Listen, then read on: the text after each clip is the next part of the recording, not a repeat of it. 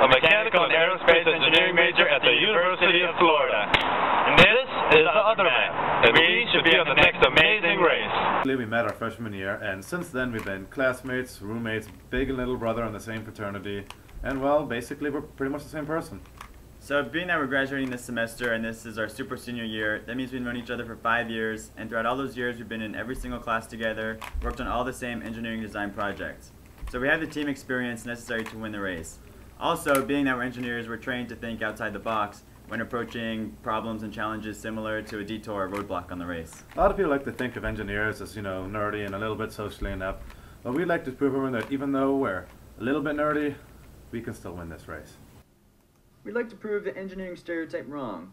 Yeah, we may be nerdy, but believe it or not, us engineers have a lot of game. The ladies can't seem to get enough of us. To prepare for the amazing race, the past few years have been competing in a semi-annual competition called Midnight Madness in Alachua County, which basically is an overnight 12-hour race around the county here in Gainesville, competing with other small teams to complete a series of puzzles and challenges. So Matt's very quick at making decisions, but sometimes he's too quick to act and overlooks instructions. So me being very detail-oriented can help keep us in line along the race. However, my decisive thinking skills will help us actually get beyond the challenges that could be tedious and cumbersome and make us have a decision and move forward. So we have offsetting strengths to bring to the race, which can help us win.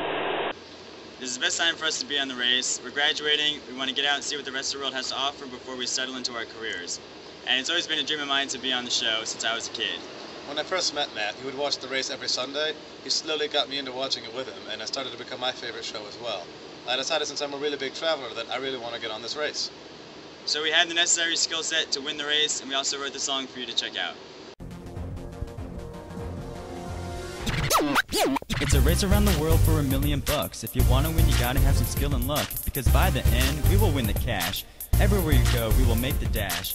All the way to the finish line, we'll do so well that we won't get behind. We are determined to win first place on the one, the only, amazing race. Traveling across the lands and seas is a once-in-a-lifetime opportunity.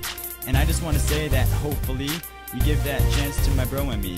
Cause we're college kids here trying to get a degree, but the amazing race is where we want to be. Before we get out of school and start our career, we want our families that are watching to stand up and cheer. When we make history at such a young age, being the youngest team to win the race on a worldwide stage, and we'd be so grateful to collect our prize. Oh, how $1 million can change our lives. I know we're not perfect, we have our fears and frights, like my boy Matt here, he's afraid of heights. Whether it's a detour, a U-turn, or a lengthy roadblock, we'll do anything and everything to come out on top. We've each had our own worldwide travels, which brings our skills to a whole nother level. And at the end of the race, it'll be so much fun to hear Phil say, "You're team number one."